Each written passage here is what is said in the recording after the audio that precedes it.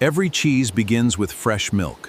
Artisan dairies collect it by hand, while modern farms use robotic milking systems to produce fresh milk around the clock. Next, the milk is prepared.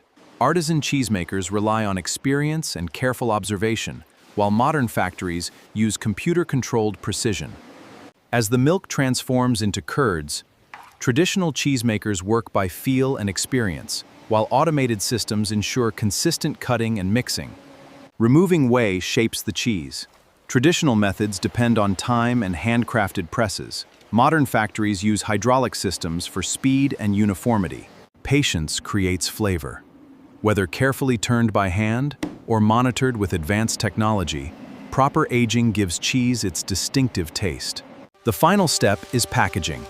Artisan cheese is wrapped individually by hand, while automated production lines prepare thousands of packages every hour. One method celebrates craftsmanship and tradition.